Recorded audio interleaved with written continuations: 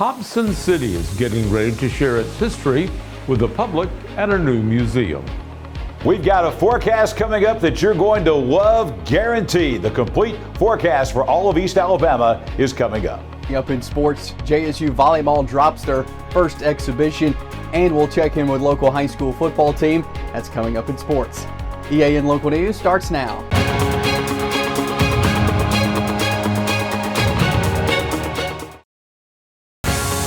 This segment of EAN Local News is brought to you by Oxford Lumber. Come visit any of our locations in Oxford, Jacksonville, Talladega, and Roanoke.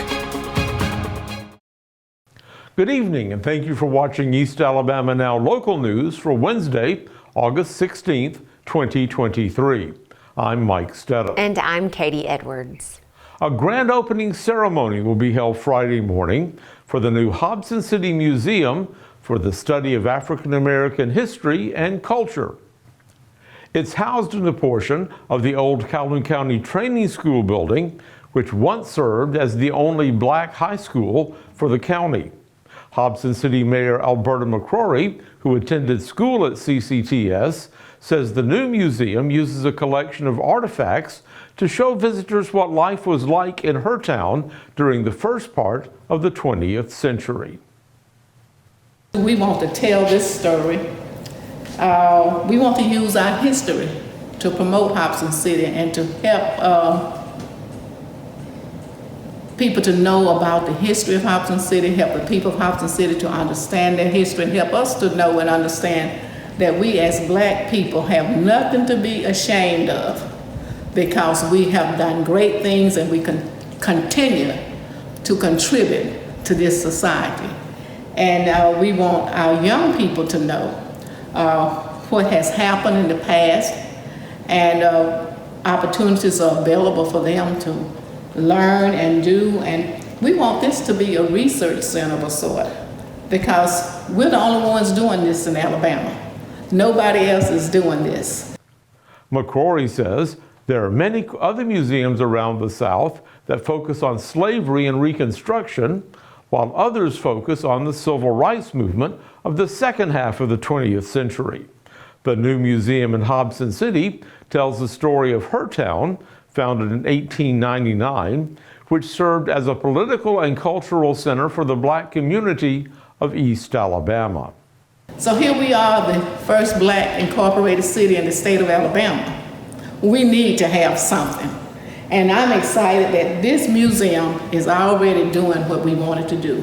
And that's attract visitors, attract students. We had students a few months ago from Brigham Young, had about 13 students and faculty members who heard about Hobson City and came to visit Hobson City. That grand opening celebration is scheduled to begin at 10 Friday morning at the school on Martin Luther King Drive.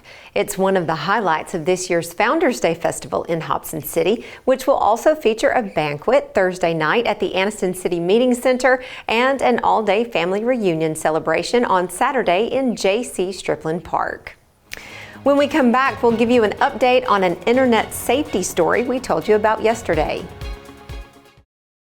For over 60 years, Oxford Lumber has been servicing our area, and our customer service has always been our main focus. Our customer service is what sets us apart from anyone else. From the moment you enter, our highly trained staff will treat you like family. To enthusiastically provide total customer satisfaction within a positive and self-fulfilling employee relations environment. Visit us at any of our 4 locations or at oxfordlumber.com.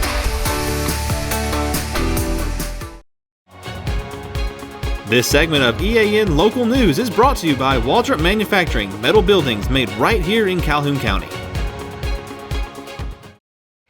Yesterday, we told you about safety concerns regarding a popular scheduling app for high school students. Today, we can tell you that the developers of Saturn Time Together are the father who first pointed out these problems in a Facebook posting, 41-year-old Chris Cullum, now says he plans to speak with the company about his concerns. He said that Tuesday he will update his Facebook post after talking to the makers of the app. As of noon Wednesday, his original post had received more than 100,000 shares, and it had not yet been updated.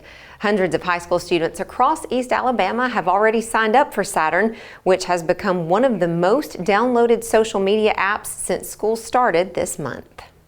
A representative for Saturn tells EAN News that the company is taking measures to improve security, including a stronger student verification system.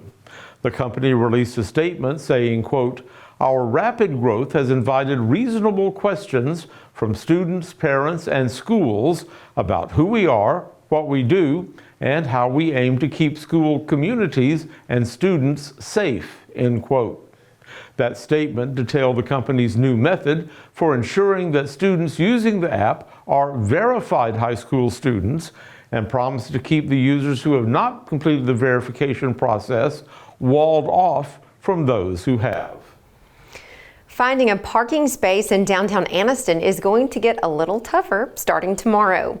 The city's Public Works Department will close the upper portion of parking lot number 8, located off Wilmer Avenue between East 11th and East 12th Streets, until further notice. This portion of the parking lot will be used as a storage and construction overflow site as work begins on the future Anniston City Hall on Noble Street. When we come back, we'll give you details about signing up for this fall's youth sports program in Anniston. Well, my name's Mike Craven, and we recently purchased an open carport, metal carport from a Waldrop manufacturer. I have an extra car. We have a very small home, very small driveway, and I needed somewhere just to park another vehicle, just out of the weather.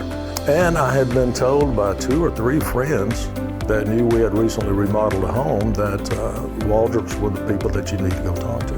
I was in that area one day and I thought, hey, I'll just stop in, and I did without calling, and greeted warmly, well taken care of. It was just, really the whole process was just good from day one.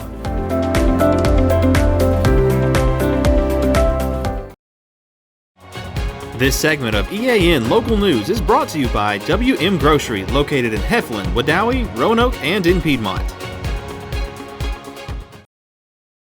Parents have until Friday to sign up their young athletes for various fall youth sports activities being offered by Anniston's Park and Recreation Department. Online registration is available at the city's website, or parents may register in person by downloading the necessary forms and returning them to any of Anniston's community centers. This fall, the city is organizing teams for soccer, flag football, and volleyball. For more information on any sport, please contact City of Anniston Athletic Director Darren Spruill at 256-820-3860 or dspruill@annistonal.gov. Well, it sounds like we're talking about fall sports, and there was a hint of fall in the air today. Wasn't it lovely? Maybe that will continue. Let's check with John Holder, who joins us now in the EAN Weather Center. Mike and Katie, dry and pleasant weather coming up for the rest of the work week across East Alabama. We'll have the complete forecast details next. Since 1993, WM Grocery has been a major part of our local community. WM offers the very best in fresh produce and an outstanding meat department. WM also has many local products not found anywhere else and fresh sushi every day. If you need an event catered, come see Mrs. K at any WM store. Curbside pickup is also available for your online grocery orders. Be sure to download the WM app for all the deals of the week and shopper rewards. Go check them out today at any of their locations. We take pride in our community and appreciate your business. This morning across East Alabama, waking up to very pleasant temperatures. This morning, only 62 degrees. Some of the normally cooler valley locations in the upper 50s actually this morning. That is 8 degrees below our average. And despite maximum sunshine today, the high temperature only 86 degrees, again, several degrees below normal for this time of year. Throw in lower humidity and dew point values, and it was a very pleasant day. Certainly much better than back on this date in 2007 when we were in that heat wave. 104, our record high for this date coming in 2007. Our record low, we were close to that this morning, 61 degrees. We were very close to that. We'll be close to that again tomorrow morning. The sunrise time tomorrow at 6:07. The sun setting tonight at 7:29. Weather on your street tonight, we mentioned being close to a record low, about 63 tonight. We should stay above that record, but mostly clear and pleasant tonight on Burke Avenue in Jacksonville. That's on the northwest side of town, just adjacent to the JSU campus. It is going to be very pleasant in Jacksonville tonight on Burke Avenue and all across Calhoun and Cleburne counties. For tomorrow, Bennett Street in Heflin's where we're going. Another sunny and dry day ahead. A little bit warmer tomorrow, still total sunshine, no rain in the forecast. 88 for the high on Bennett Street in Heflin on your Thursday. And as we begin the weekend, the heat is going to be returning. Layton Avenue in Anniston is going to be a little bit warmer for the weekend. We're talking 90s, low 90s for the beginning of the weekend, and then 90s in earnest coming back for the balance of the weekend coming up. You'll see that in our 7-day forecast coming up. No rain in the forecast for the next 7 days. That is really rare for August in Alabama. We're used to the high temperatures. We're used to the maximum sunshine, but typically we'll have those late afternoon, early evening scattered showers and thunderstorms. That is not the case. Temperatures on the rise, 88 tomorrow, 92 on Friday, 94 Saturday. We're heading to 95 on Sunday, 96 on Monday. So every day we're adding a degree to the high temperature. So it's going to be hot, but this should be a drier heat than what we are accustomed to here in Alabama. We'll stay well into the 90s all the way through the forecast period. Nighttime lows rising from those low 60s to upper 60s, and then we'll be back in the mid to upper 70s again in about a week across East Alabama. But none of those strong afternoon thunderstorms like we've had for the last several weeks. We don't see any kind of rain in the forecast for the next 7 days. And that brings us to our National Weather Service radar. This is from the Shelby County Airport down in Calera. This is all ground clutter. This is not rain, nothing here. This is just ground return. They put the radar on a high level mode, trying to pick up anything out there, and that's why you get this ground cover. But there is absolutely no rainfall at all in north and central Alabama or the southeast for that matter. And this radar is going to remain the same. It's going to be like this all the way for the next week at least across Calhoun and Cleburne counties. Coming up next in sports, Chase Robinson going to talk Jacksonville State volleyball. Chase? Thanks, John. Last night, the Jack State volleyball team had their first scrimmage of the season as they went on the road to Troy. The Gamecocks lost the first two sets 25-20 and dropped the third set 25-23. The teams also agreed to play a fourth set, and Troy won that one 25-19. The regular season for the Gamecocks will begin next Friday, the 25th, against McNeese State at the Auburn War Eagle Invitational. We are 10 days away from Jacksonville State's Week 0 opener against UTEP as the team continues prep for the Miners. The team has been through 2 scrimmages now and have turned their attention toward game prep. Senior leader, wide receiver Perry Cotter, likes where the team is at right now at this point of camp. The team is doing good. We made a lot of good strides, just with the tempo and everybody's being on page offensively, defensively. You can see it's a lot of improvement on both sides of the ball, and I feel we're ahead than where we were in the spring and where we were last year. So this season we're going to be a scary team to look out for. For senior Perry Cotter, he played for Rich Rod at Louisiana Monroe when he was there for the offensive coordinator position before transferring to Jacksonville State. When Coach was hired in November of 2021, Carter transferred, and he talks about the advantage he's had having played in the offensive system before at Monroe.